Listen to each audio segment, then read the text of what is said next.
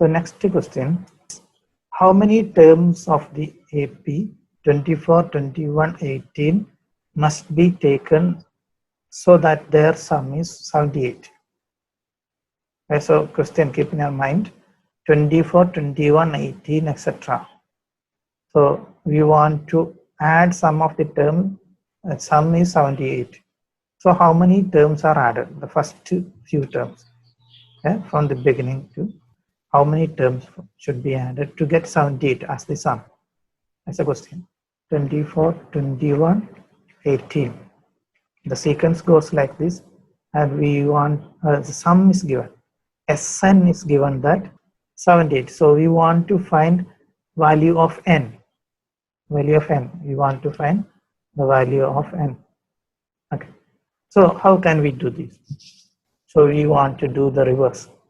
Okay, here from the sequence, from the progression, we can write A is given, A is 24 first term. What will be the common difference here? What will be the common difference? 3.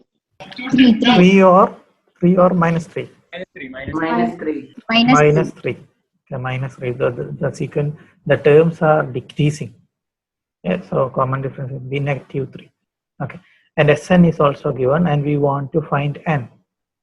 So we want to use our sum formula, that is Sn is equal to n by 2 into 2a plus n minus 1d, and we will substitute all the values we have given here, and we will solve for n. Okay, so here Sn is given that 78, so we write here 78, n is equal to n by 2. We don't know n, so we simply write n by 2, and 2a, so a is 24, so 2 times 24 comes here, so 2 times 24 is 48, and n minus 1, we don't know n, so you write n minus 1 itself. Then d, we know d is minus 3. Minus 3. D is minus 3. Okay, so it was n by 2, 78 is equal to n by 2 into 48 plus n minus 1 into minus 3, right? So I thought n minus 1 minus 3. No, better you can always put a bracket, otherwise you may make some confusion. So the value we substituted that d is equal to minus 3. So this minus means the sign of 3. Okay, so the bracket should be there, otherwise you will make some error. Okay, so n minus 1 into minus 3, you want to multiply n and 1 with the minus 3. So n into minus 3 will become minus 3n, minus 3n. So minus 3n, then minus 1 into minus 3, you will get to plus 3. So next step, so it will be 156 is equal to n into 48 plus 3, you can do first. 48 plus 3 is 51, then minus 3n, minus 3n. So next step, we can expand the bracket. So 156 is equal to n into 51, 51n, and minus n into 3n, 3n square. Okay. In next step, we can move all the terms into left side. So you will get a quadratic equation, second degree equation. So you know how to solve quadratic equations. Okay. So we move all the terms into left side. So it will become like this. 3n square we can write first. So minus 3n square, when you move to left side, it will become plus 3n square. Then plus 51n, when you move to left side, it will become minus 51n. Then 156 is already there in the left side, so we can write 156 is equal to 0. 0 remains here. We have taken both terms into left side. Okay. So in next step, these all terms are multiples of 3. 3 is multiple. 3n square is multiple of 3. 51n is also multiple of 3. 156 is also a multiple of 3. So we can reduce this equation by 3. So each term we want to divide by 3. So we can do into 1 by 3. So we want to divide each term by 3. So 3n square by 3. That's 3n square by 3. You can cancel 3's, right? So you want to divide all each terms by 3 to make the equation simple. Okay, so you can cancel 3. So you will get n square minus 51n by 3. 51n by 3. You can reduce, right? How many 3's in 51? 17. 17 and then plus 156 by 3. 156 by 3. 52. 52. Right, 52 is the answer.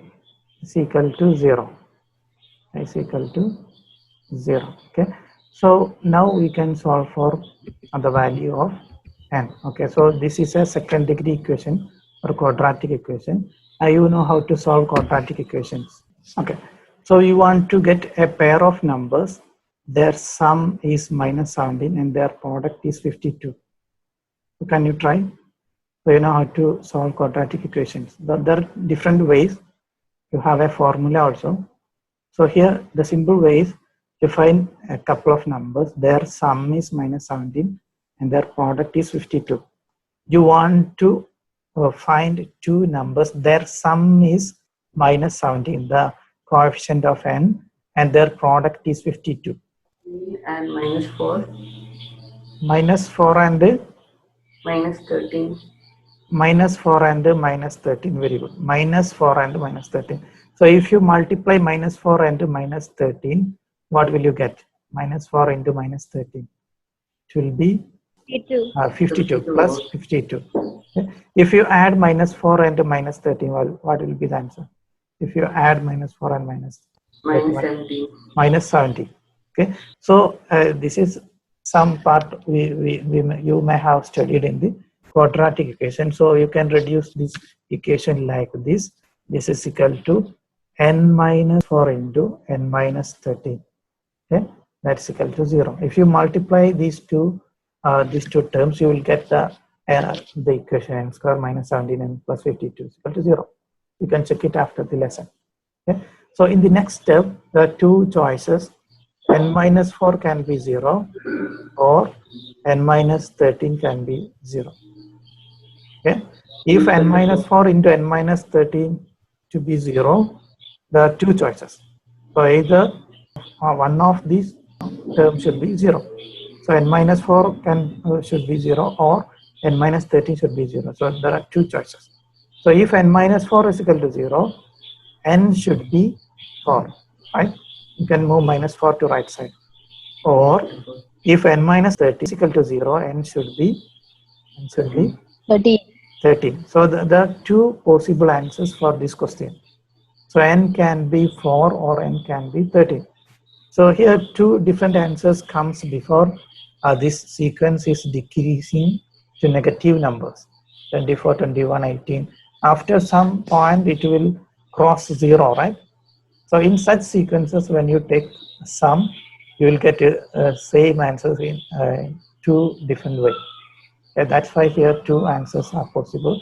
So n is equal to 4 and n is equal to 13 are possible answers for the value of n. So S4, if you calculate for S4, the sum will be 78 and also S13 will be 78. So there are two possible answers. So similar question you can expect. Here what we did, the question was an arithmetic progression is given, a sum of few terms are given. We want to find how many terms are added. We want to find the value of n. Okay. So we use sum forms, a formula of sum. We substituted all the values given. Okay.